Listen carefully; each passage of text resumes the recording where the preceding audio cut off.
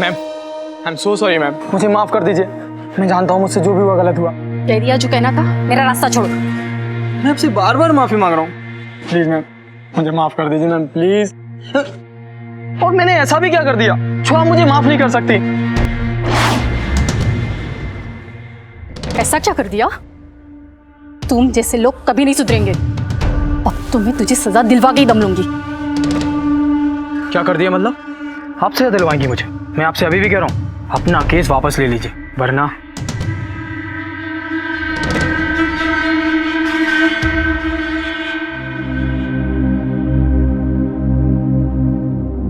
नमस्कार, सावधान इंडिया में मैं सुशांत सिंह आपका स्वागत करता हूं। आखिर ऐसा क्या किया था इस लड़के ने जो वो यूं राह चलते माफी मांग रहा था?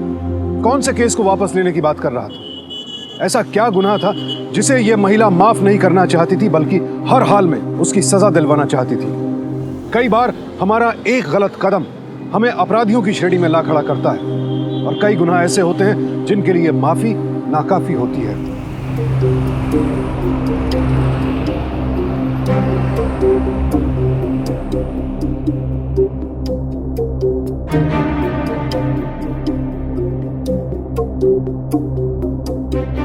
गुड मॉर्निंग दीदी।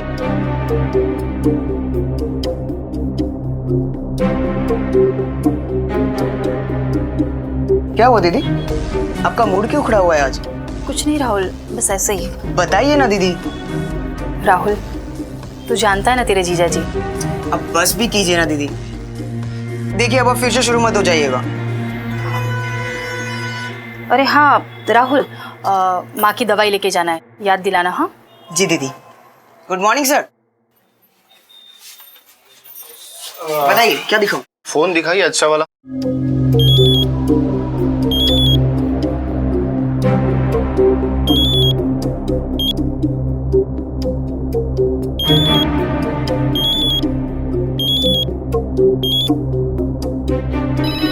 Excuse me sir. हेलो, हाँ जीजा जी बोलिए। हाँ यही है, 1 मिनट होल्ड कीजिएगा। दीदी जीजा जी का फोन है आपके लिए। राहुल, कह दे उनसे मुझे बात नहीं करनी, और हाँ बेकार के बातों के लिए मुझे फोन ना किया करें। जी वो हेलो हेलो काट दिया। जी बताइए सर। चलिए बताता हूँ सोच के आपको भैया। इनमें से कोई पसंद नहीं आया सर? बताता हूँ आपको। Thank you. ठीक ओके।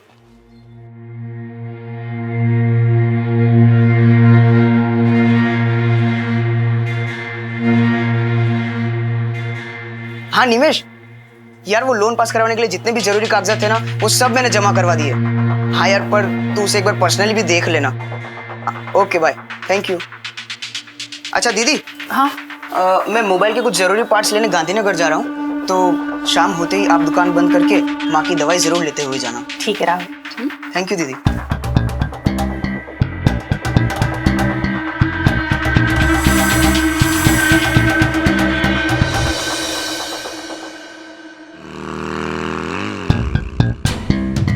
माफ कर दीजिए ना मैम, ऐसा क्या हो गया जो आप माफ नहीं कर सकते? तुझे क्या लगता है हाँ, तेरी इन हरकतों से मैं डर जाऊंगी? तू जानता है ये सब करने से तू अपनी मुसीबत और बढ़ा रहा है। मुसीबत बढ़ा रहा हूँ?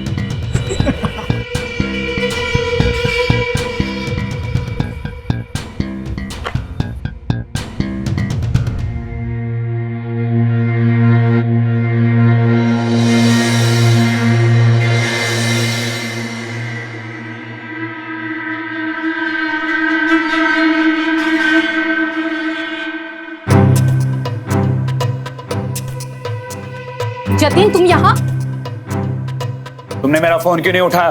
देखो बेटा, माँ आपको पता है आपका ये दामाद और मेरा पति मुझसे क्या चाहता है? रोज मुझे फोन करता है और तलाक पेपर पे साइन करने की बात करता है। अच्छा, इसलिए तुमने मेरा फोन उठाना बंद कर दिया? तलाक? बेटा अभी तो ये इतने बड़े मुसीबतों के पहाड़ से। कोई मुसीबत का पहाड़ नहीं टूट पड़ा, इसने खुद मुसीबतों को अपने गले लगाया। बहुत शौक था इसे जवान लड़कों को पढ़ाने का। शौक? मुझे कोई शौक नहीं था, जरूरत थी इसीलिए पढ़ा रही थी। तुम्हारा कारोबार ठीक नहीं चल रहा था, तुम्हारे अकेले की कमाई से घर नहीं चलता था, ये तुम भी अच्छी तरह से जानते हो। मेरा नौकरी करना तुम्हें गवारा नहीं। पढ़ी लिखी हूँ, सोचा कि 4 पैसे आ जाएंगे, तुम्हारा हाथ बटा दूंगी। मैंने नहीं कहा था कि मेरा हाथ बटाओ। बेटा, गृहस्थी तो मिलजुल के चलाई जाती है। आप समझदार हो। समझदार हूं, इसके लिए तलाक मांग।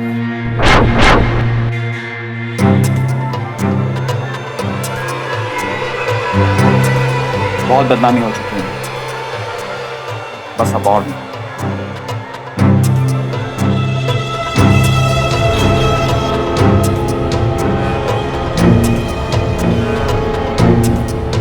तलाक के पेपर? मैं तलाक पेपर पे हरगिज साइन नहीं करूंगी, और इस मीना पर तो हरगिज नहीं।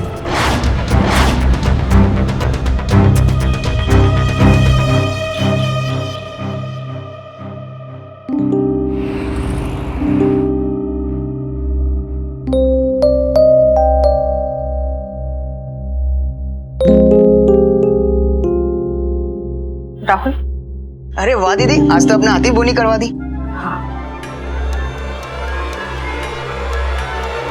राहुल, मुझे थोड़े पैसों की जरूरत थी। नौकरी मिलते ही मैं तेरे सारे पैसे चुका दूंगी। दीदी क्या बात कर रहे हैं आप? यहाँ जो कुछ भी है सब आप ही का तो है। और फिर ये लेन देन की बातें क्यों करते हैं आप? आप मुझे सिर्फ इतना बताइए कि आपको कितने पैसे की जरूरत है। यही कोई 1000 रुपए। 1000 रुपए ना, बस 1 मिनट।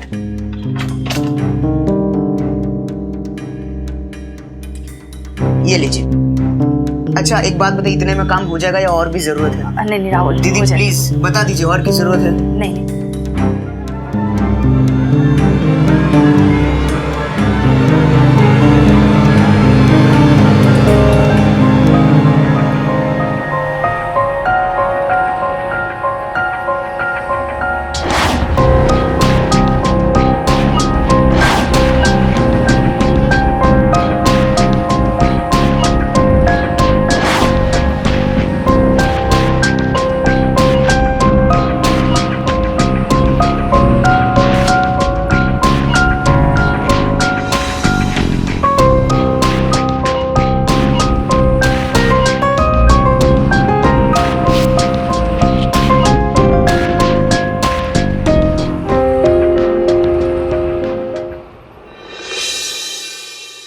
एजुकेशन?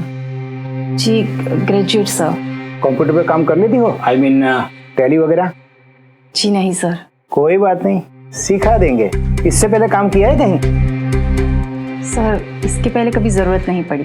अजी जरूरतों का क्या है, हम आपकी जरूरत में काम आएंगे, आप हमारी जरूरतों को समझिएगा। ऐसे ही चलती है दुनिया, है कि नहीं? वैसे तनख्वाह क्या एक्सपेक्ट कर दिया आप? जी सर, काम क्या होगा? ज्वाइन कर लीजिए, वो भी बता देंगे। 15,000 ठीक रहेगा? अगर आपका परफॉर्मेंस अच्छा रहा तो और भी बढ़ा दूंगा, समझिए ना आप?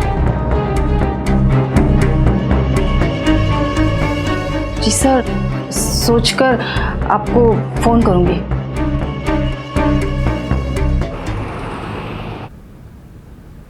भाई मेरी बात मानिए, ये बहुत अच्छा पीस है, ये देखिए। लेकिन इसका रेट भी तो ज्यादा है। प्राची। हाँ जी कहिए। हाय प्राची, मेरा नाम सौम्या देसाई है। मैं एक पत्रकार हूँ, साथ ही मैं कई एनजीओ से भी जुड़ी हुई हूँ। ये देखिए, मेरे पास भी सेम फोन है। साथ ही हम एनजीओ से उन महिलाओं को उनकी लड़ाई लड़ने में आर्थिक और जरूरी कानूनी सुविधाएं भी दिलवाते हैं। और इसकी कैमरा क्वालिटी सबसे बेस्ट है। मुझे तुम्हारे बारे में पता चला और हम तुम्हारी मदद करना चाहते हैं। वैसे तुम्हारे केस की अगली सुनवाई कब है? जी परसों। योर ऑनर, ये सीधा रेप का मामला है। जज साहब, आज से 1 महीने पहले, अच्छा जो मैंने लेसन दिया था वो रेडी है ना?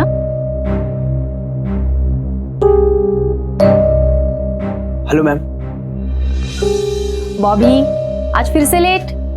So sorry ma'am. ठीक है, कल से टाइम पे आना। हाँ, बैठ जाओ। Yes ma'am.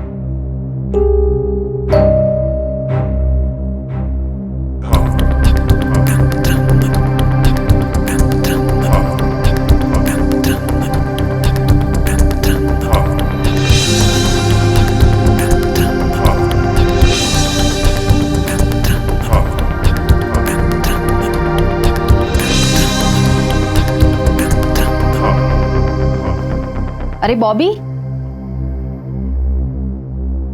कहाँ खोए हो? कहीं नहीं मैम। अच्छा, जो मैं पढ़ा रही हूँ तुम्हें समझ में तो आ रहा है ना? हाँ मैम, आ रहा है, समझ में आ रहा है। अच्छा, अगर कुछ समझ में नहीं आता तो बेझिझक पूछ लेना। Yes ma'am. वो आगे जो लेसन गया था वही करो।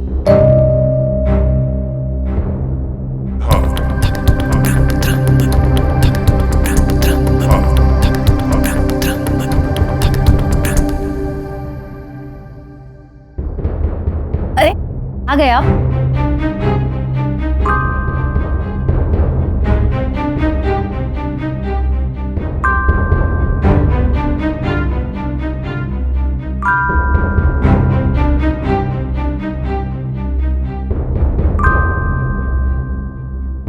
बच्चों, आज की क्लास यहीं तक। हाँ,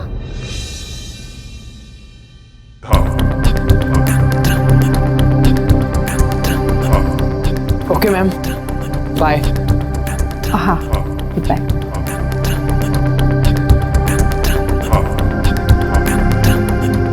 जज साहब, जतिन को मेरा ट्यूशन पढ़ाना अच्छा नहीं लगता था, और ये बात मैंने अपनी माँ और भाई को भी बताई। उन्होंने मुझे कहा कि अगर जतिन को तुम्हारा ट्यूशन पढ़ाना अच्छा नहीं लगता तो तुम ट्यूशन बंद कर दो। और अगले ही दिन मैंने ट्यूशन के बच्चों को मना कर दिया, और एक दिन दोपहर में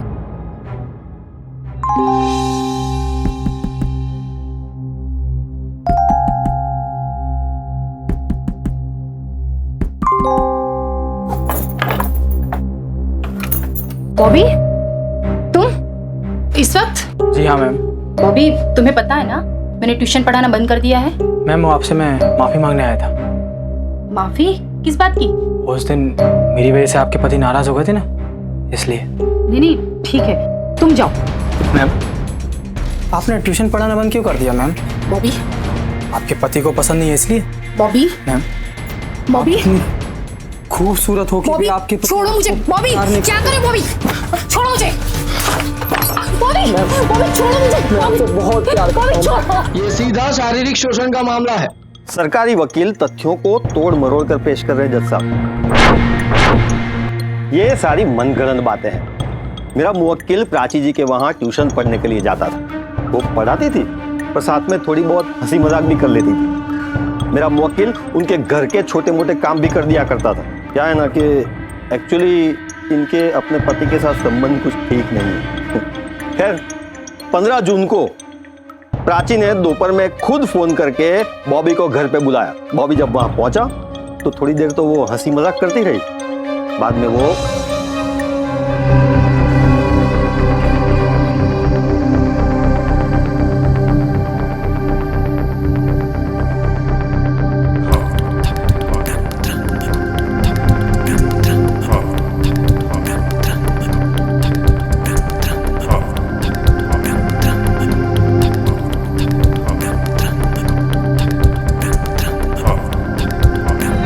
जज साहब, उस दिन मेरा मुवक्किल वहां गया नहीं था, उसे बुलाया गया था।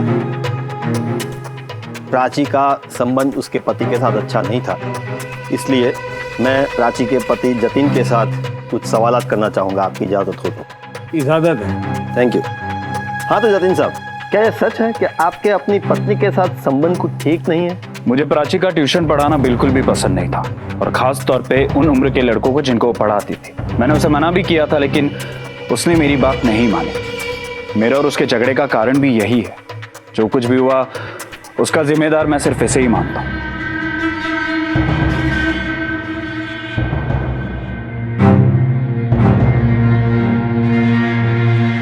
आप बैठ सकते हैं। इस केस की अगली कार्यवाही 30 अगस्त को फिर से होगी। The court is adjourn. Prachi,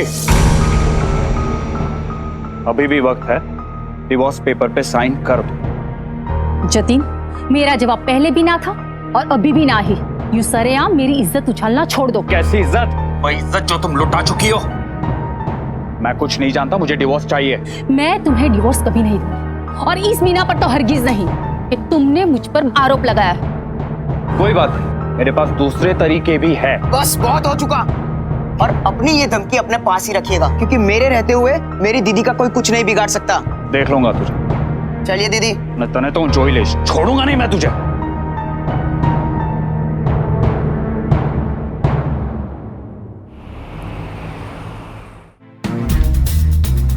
Prachi जी, प्राची जी,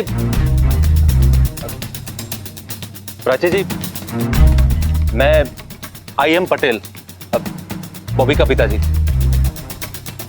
मैं आपसे माफी मांगता हूँ। डैड, आप क्यों माफी मांग रहे हैं इन लोगों से?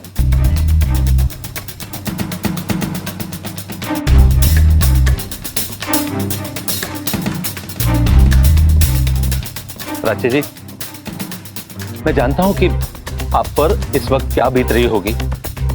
एक बार मैं आपसे फिर से माफी मांगता हूं। अपने बेटे बॉबी की इस हरकत की वजह से मैं समाज में कहीं मुंह दिखाने लायक नहीं रहा।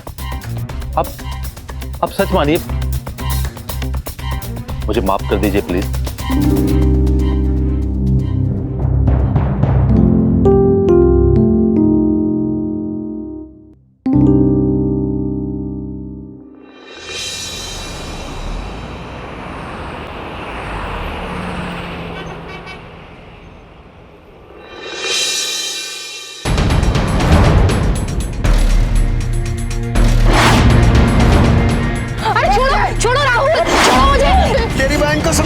कि अपना केस वापस ले ले। मैं अपना केस कभी वापस नहीं लूंगी, बल्कि और सख्ती से लड़ूंगी। छोड़ूंगी नहीं मैं तुम लोगों को। छोड़ो मुझे। राहुल, राहुल, राहुल, राहुल, तुझे लगी तो नहीं राहुल? नहीं दीदी, मुझे नहीं लगी, आपको नहीं लगी। राहुल तू ठीक है ना राहुल? दुर्घटना या फिर कोई अप्रिय घटना कहीं भी किसी के साथ भी कभी भी घट सकती है, हमारी लाख सावधानी के बावजूद। प्राची के केस में भी ऐसा ही हुआ। आखिर क्या कसूर था उसका? एक महिला जो कि पढ़ी लिखी है, चूंकि उसके पति का कारोबार ठीक नहीं चल रहा था, उसकी मदद करने के लिए वो घर में ट्यूशन लेती है। प्राची की लाख सतर्कता के बावजूद उसके साथ ऐसी घटना घटी जिसकी उसने शायद कभी कल्पना भी नहीं की होगी। ऐसे वक्त में जबकि प्राची को अपने पति की जरूरत थी, उसके पति का साथ न देना भी एक गुनाह बन जाता है। अपराध अपराध होता है, जरूरी है उसके खिलाफ लड़ना। सिर्फ इज्जत या समाज में बदनामी के डर से ऐसे घिनौने अपराध को दबाना अपराधी के मंसूबों को और भी खतरनाक बनाता है।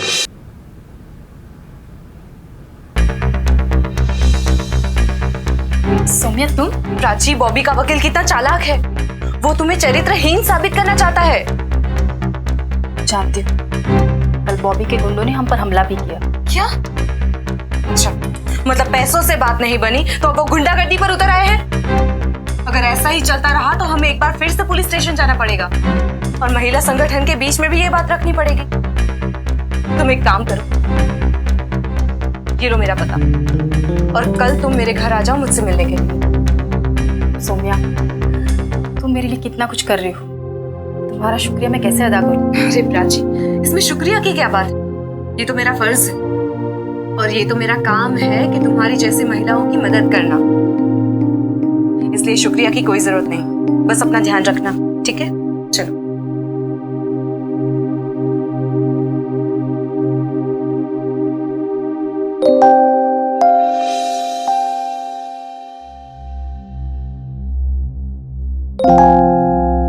दीदी, हाँ? दीदी, मैं चलूं आपके साथ सौम्या दीदी के घर? नहीं भैया, तू अपनी दुकान संभाल, मैं चली जाऊंगी। ठीक है दीदी, अगर मेरी कोई जरूरत हो तो जरूर से फोन करके बुला लेना। ठीक है, मैं बुला लूंगी। अपना ख्याल रखना दीदी। हाँ।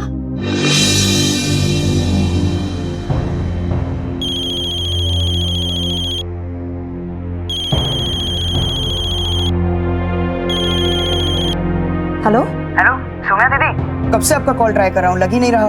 दीदी का भी फोन नॉट रीचेबल आ रहा है। वो क्या है ना कि दीदी अब तक घर नहीं लौटी और उन्होंने कहा था कि आपसे मिलते हुए जाएगी। अरे क्या बात कर रहे हो? उसने तुम्हें बताया नहीं? एक्चुअली मेरी उसके साथ फोन पर बात हो गई थी। मैं कहीं बाहर जाने वाली थी तो मैंने उसे फोन कर दिया था कि आज मिलना नहीं हो पाएगा तो आज घर ना आए। दीदी से मेरी ऐसी कोई बात नहीं हुई। खैर, मैं देखता हूँ। बोलो। सर, मेरी दीदी आज सुबह से घर से निकली है पर अब तक घर नहीं लौटी। उनका फोन ट्राई किया पर वो भी नहीं लग रहा। क्या काम करती है तुम्हारी बहन? सर, फिलहाल तो वो मेरी ही मोबाइल शॉप पर मेरा हाथ बटा दिया करती है। पति से अलग होने के बाद वो यहाँ पर काम ढूंढ रही है। पति से अलग होने पर मतलब? सर, कुछ अरसों से उन दोनों में काफी तनाव चल रहा था। सर, मेरे जीजाजी मेरी दीदी से डिवोर्स चाहते थे, पर मेरी दीदी ने डिवोर्स पेपर पर साइन करने से सख्त इनकार कर दिया। इस मामले को लेकर मेरे जीजाजी ने परसों उन्हें काफी धमकी भी दी थी।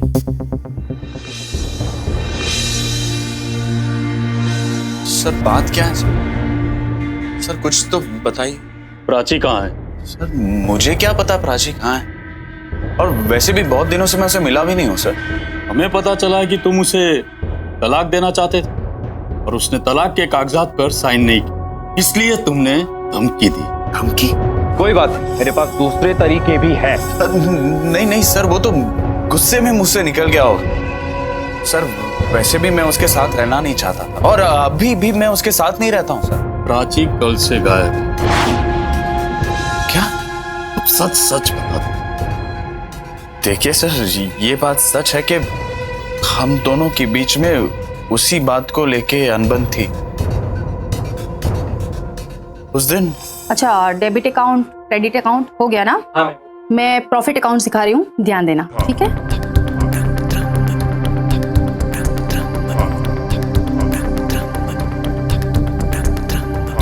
अच्छा बच्चों, आज का क्लास हम यहीं पर खत्म करते हैं, और कल से नया चैप्टर शेयर कैपिटल अकाउंट, ठीक है?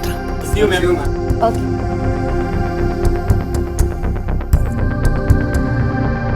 बॉबी।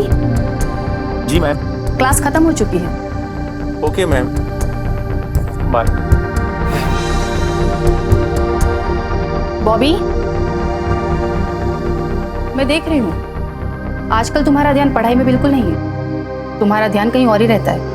मैम वो ना आप बहुत खूबसूरत है मैम। और बॉबी, मुझे पता है मैं खूबसूरत हूँ, तुम अपना ध्यान पढ़ाई में लगाओ। और वैसे भी मैं तुम्हारी टीचर हूँ, और टीचर गुरु समान होता है, उनका आदर करना सीखो।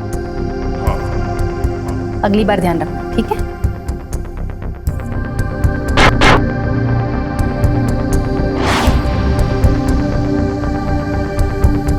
राजे!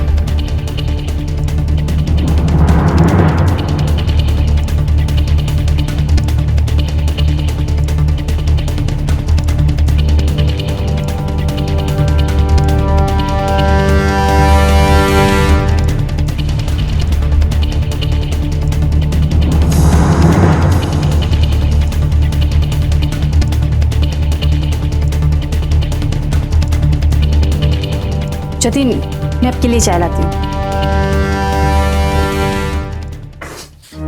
मैंने तुम्हें कितनी बार बोला है कि मुझे तुम्हारा ट्यूशन पढ़ाना बिल्कुल भी पसंद नहीं है, और खासकर इस उम्र के लड़कों को।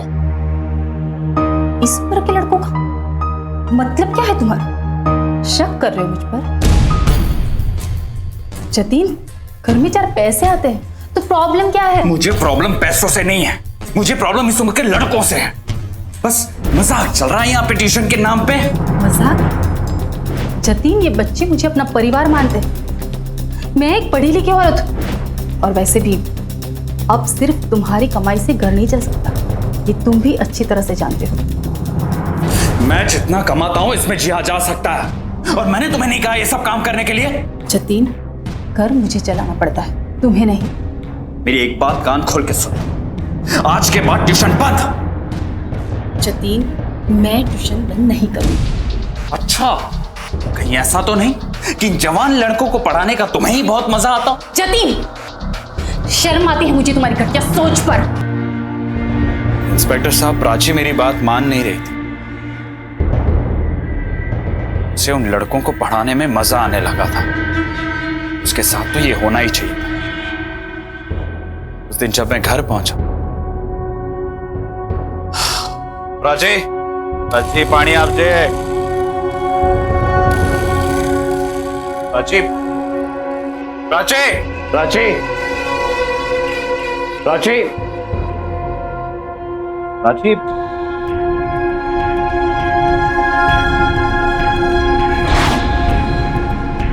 प्राची,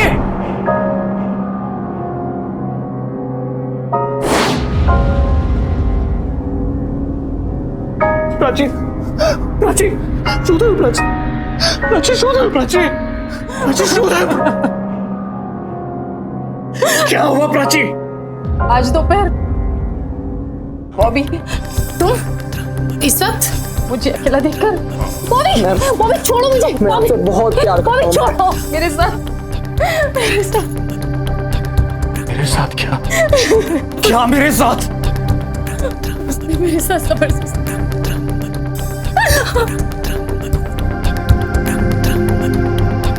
जतिन जिसका डर था वही हुआ। पढ़ाओ और ट्यूशन। मैंने मना किया था तुम्हें, लेकिन तुम नहीं। तुम्हें तो किसी की नहीं पड़ी। अब भुगतो। तुम्हें और जिसने मेरे साथ ये काम किया वो मुसीबत को तुमने गले लगाया। जिसको जो करना था वो करके चला गया। अब भुगतना तो तुम्हें ही पड़ेगा ना। भुगतना मुझे? जतिन तुम ये कैसी बातें कर रहे हो? तुम मेरे पति हो, तुम्हें शर्म नहीं आती ऐसी बात करते हुए? जतिन हम पुलिस स्टेशन जाएंगे, चलो ना। तुम्हें पुलिस स्टेशन जाने की जरूरत नहीं है। मेरे साथ इतना बड़ा हादसा हो गया और तुम कहते हो कि हम पुलिस स्टेशन नहीं जाएंगे? क्योंकि गलती तुम्हारी है। ना ही तुम ये ट्यूशन पढ़ाती, ना ही ये सब होता। और वैसे भी समाज में तुम्हारे ट्यूशन को लेकर तरह तरह की बातें हो रही है। मेरी इस बोर्ड में बहुत इज्जत है और प्लीज मैं इसे और गंवाना नहीं चाहता। जतिन तुम्हारी इज्जत इज्जत और मेरी इज्जत कुछ नहीं।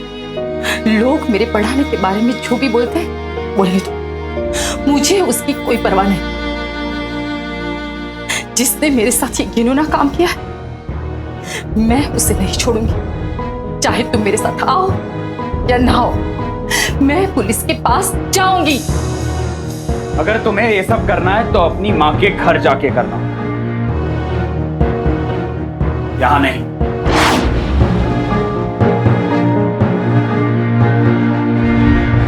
मैं प्राची को तलाक देना चाहता था, लेकिन वो मुझे डिवोर्स देना नहीं चाहती थी। आवारा किस्म की हो गई थी वो, इसलिए तुमने उसे गायब कर दिया। सर मैं सच कह रहा हूँ सर, प्लीज मेरी बात मानिए। मैंने उसे गायब नहीं किया है सर, और वैसे भी पिछले 2 दिन से मैं इस शहर में था भी नहीं। तुम्हारा शक गलत है। सर ये कम जीजा जी नहीं तो जरूर उस बॉबी ने किया होगा। हाँ, मैं बाद में बात करता हूँ। नमस्ते, आप लोग यहाँ पर?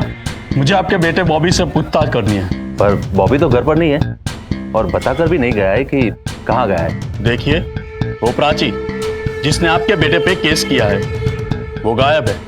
उसके भाई ने बताया कि बॉबी उसका पीछा किया करता था और 1-2 बार तो उसके दोस्तों ने राहुल और प्राची पर हमला भी किया। मैं जानता हूँ इंस्पेक्टर, मैंने भी एक बार कोर्ट में प्राची जी से माफी मांगी थी। मैंने अपने बेटे बॉबी को भी कहा था कि प्राची जी से माफी मांग लो, लेकिन प्राची जी ने उसे माफ नहीं किया था। मैं अपने बेटे बॉबी की इस हरकत की वजह से बेहद शर्मिंदा हूँ। देखिए, ये प्राची के गायब होने का मामला है। जैसे ही बॉबी आए उसे पुलिस स्टेशन भेजिए। जी।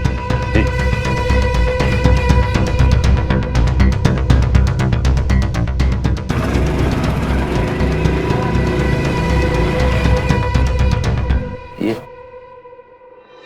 बॉबी, प्राची कहाँ है?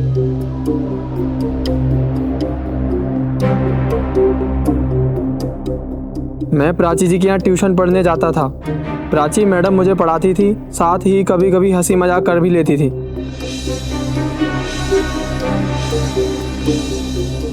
तो उन्होंने खुद को बचाने के लिए मुझ पर जबरदस्ती आरोप लगा दिया। बस, ये तोते की तरह पढ़ना बंद करो तुम। देखिए, ये मेरे मुवक्किल का ऑफिशियल स्टेटमेंट। इससे आगे इन्हें कुछ नहीं पता। और रहा सवाल आपकी प्राची के गायब होने का, तो इसमें इनका कोई हाथ नहीं है।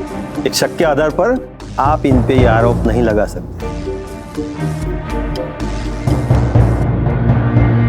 ये बॉबी जितना सीधा दिखता है उतना सीधा है नहीं। वैसे तुमने बताया था कि तुम्हारी दीदी सौम्या से मिलने निकली थी। सौम्या से बात की? सबसे पहले मैंने सौम्या दीदी से ही बात की थी, मगर उनका कहना है कि प्राची दीदी उनसे मिले ही नहीं। सौम्या दीदी को किसी काम से बाहर जाना था, इस वजह से। तुम्हारे पास सौम्या की कोई तस्वीर वगैरह है क्या? और इसकी कैमरा क्वालिटी सबसे बेस्ट है। सर ये देखिए तस्वीर। प्राची का कहीं कुछ पता न चलने की वजह से राहुल बेहद परेशान था। आखिरकार सौम्या को ढूंढने की जद्दोजहद में वो पुलिस के साथ सौम्या के मकान मालिक तक पहुंचा, लेकिन वहां मकान मालिक ने बताया कि जिस वक्त कमरा किराए पर दिया गया था वो शहर से बाहर था और अग्रीमेंट उसके आने के बाद बनना था, लेकिन उसके आने से पहले ही सौम्या जा चुकी थी। लिहाजा उसके पास इस वक्त कोई भी ऐसे कागजात नहीं थे जिनसे सौम्या के बारे में कोई भी जानकारी मिल सके। छानबीन से पता चला कि दरअसल सौम्या पत्रकार थी ही नहीं। पूरे पत्रकार जगत में उसे कोई नहीं जानता था, न प्रिंट मीडिया में न इलेक्ट्रॉनिक मीडिया में। तो आखिर थी कौन ये सौम्या और अचानक वो कहाँ चली गई? क्या प्राची के गायब होने में सौम्या का ही हाथ था? राहुल को इस वक्त कोई रास्ता नजर नहीं आ रहा था, लिहाजा वो एक बार फिर सौम्या के मकान मालिक के पास पहुंचा। देखिए, मुझे सिर्फ एक बार उस सौम्या का कमरा दिखा दीजिए, शायद कुछ मिल जाए। कमरा पूरी तरह खाली है, पुलिस भी आई थी, मैंने उनको सारी बात बता दी है। सर आप समझने की कोशिश कीजिए, मेरी दीदी कई दिनों से लापता है। Please sir, please. ठीक है भाई, तुम भी देख लो, तुम भी तसल्ली करो।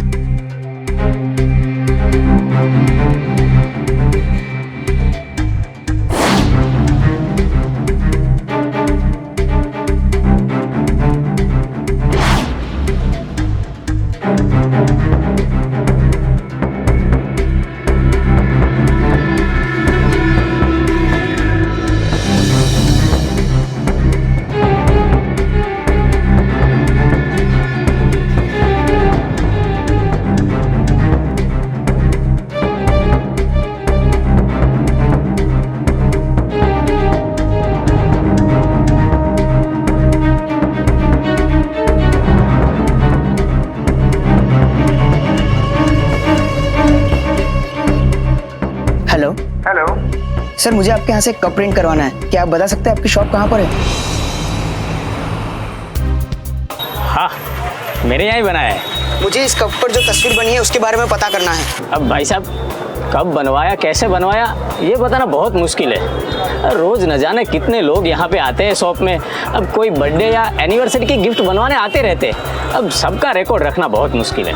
जरा याद कीजिए ना भाई साहब, मैं बहुत परेशान हूँ। मेरी दीदी के साथ बहुत बुरा हुआ है, वो कई दिनों से लापता है। 2 मिनट।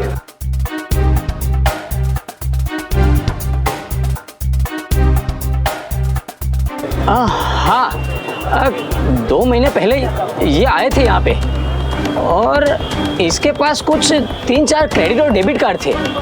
इनमें से 3 डिक्लाइन हुए थे और चौथे से उन्होंने पेमेंट किया था और इनका नाम था किशोर देसाई। तो फिर उनका कोई फोन नंबर या पता? नहीं जी, फोन नंबर या पता तो नहीं है। तो फिर क्या आप मुझे वो क्रेडिट कार्ड की डिटेल्स दे सकते हैं जिससे उन्होंने पेमेंट किया था? हाँ, वो दे सकता हूँ मैं आपको। सर एक कार्ड का नंबर है और एक कार्ड किशोर देसाई के नाम से है। क्या मुझे इनकी डिटेल्स मिल सकती है? ये कार्ड आप इस्तेमाल करते हैं? जी नहीं। माफ कीजिएगा, अपनी प्राइवेसी पॉलिसी के अनुसार किसी भी कस्टमर की डिटेल नहीं दे सकते। सर आपकी बड़ी मेहरबानी होगी अगर एक बार आप मेरी मदद कर दें। सॉरी, इस मामले में मैं आपकी कोई मदद नहीं कर सकता। अच्छा होगा कि आप पुलिस के पास जाएं।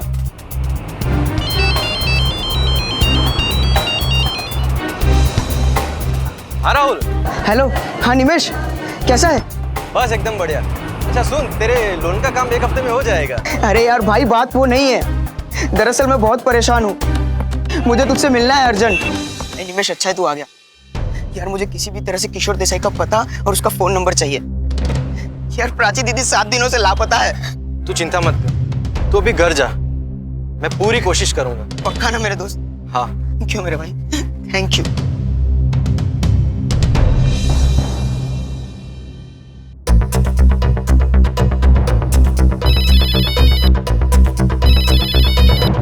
हेलो। हाँ राहुल, उस किशोर देसाई का एड्रेस मिल गया है, लिख। क्या सच में? 1 मिनट भाई, जरा होल्ड करना। हाँ बोल बोल।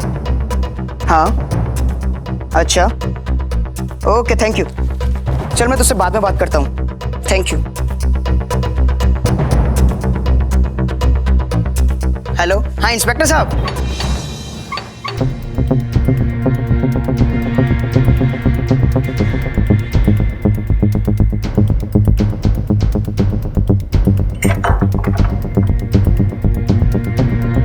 अरे राहुल तुम?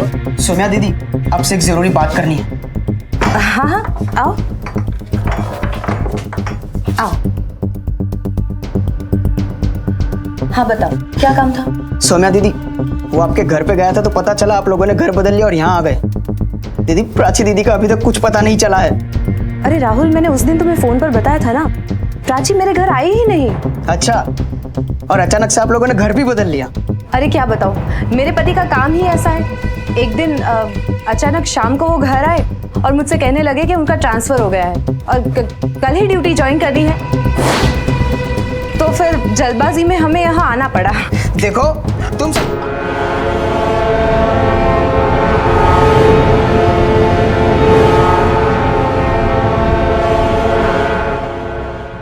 अरे ये क्या कर दिया तुमने? ये करने की क्या जरूरत थी? मैं संभाल लेती। पागलो, ये यहाँ तक आ सकता है तो मामले की तह तक भी जा सकता था। देखा नहीं कैसे पुलिस वालों की तरह सवाल जवाब कर रहा था? अब क्या? कुछ नहीं, इसको भी ठिकाने पे लगा देंगे। चलो।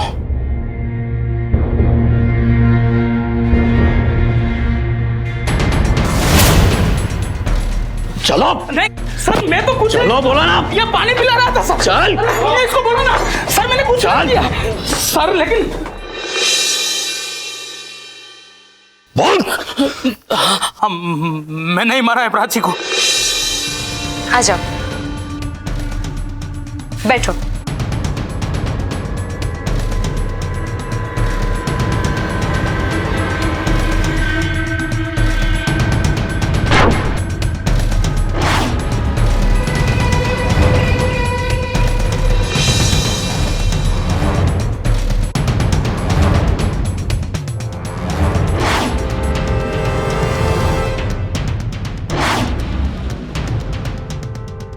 तूने मारा मेरी बहन को?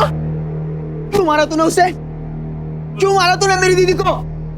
इंस्पेक्टर साहब, इसने मेरी दीदी को मार दिया। जान से मार दिया इसने मेरी दीदी को। गणत्रा, ले जाओ दोनों को।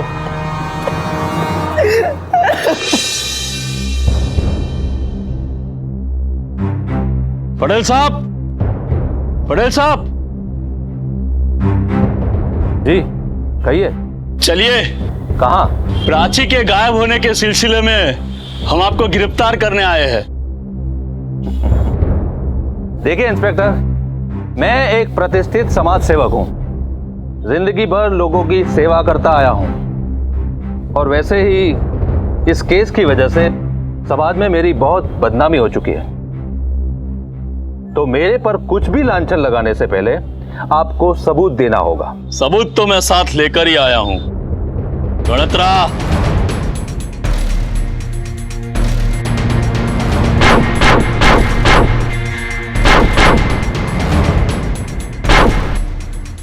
अभी भी आरोपों को झुटलाएंगे या सच बताएंगे?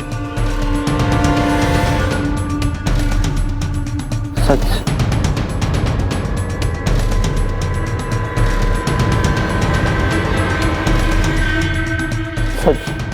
सच ये था इंस्पेक्टर, मेरे अंदर का भाव कमजोर हो चुका था। बॉबी की जिंदगी अभी शुरू ही हुई थी और उस प्राची की वजह से उसकी जिंदगी खत्म हो गई। मेरे बेटे बॉबी ने कई बार उस प्राची से माफी मांगी, लेकिन उस प्राची ने केस वापस नहीं लिया। मेरे बेटे की एक छोटी सी गलती की वजह से उसकी पूरी जिंदगी खत्म हो चुकी थी। मेरी भी समाज में इज्जत नहीं रही। चलिए। सौम्या, किशोर और आई.एम. पटेल को प्राची की हत्या और राहुल की हत्या की कोशिश के जुर्म में आईपीसी के सेक्शन 302 और 307 के तहत उम्र कैद की सजा सुनाई गई। अक्सर देखा गया है कि नैतिकता का जामा ओढ़े लोग कई बार एक संगीन अपराध को अंजाम दे बैठते हैं, इस यकीन के साथ कि उनकी छवि की वजह से कोई उन पर शक भी नहीं करेगा, और फिर उसी छवि को बचाने के लिए एक अपराध को छिपाते हुए वो कई अपराध करते चले जाते हैं और उनके कदम पेशेवर अपराध की ओर बढ़ जाते हैं। लेकिन ऐसे लोग ये भूल जाते हैं कि सच की तो फितरत ही है कि वो एक न एक दिन सामने आएगा ही। तो सावधान रहें, सतर्क रहें, झूठी शान नहीं, सच्चे सम्मान के रास्ते पर चलें। इसी प्रार्थना के साथ अब मैं सुशांत सिंह आपसे विदा लेता हूं। फिर मुलाकात होगी ऐसी एक और सत्य घटना के साथ। देखते रहें सावधान इंडिया, फाइट बैक नाउ। तो सावधान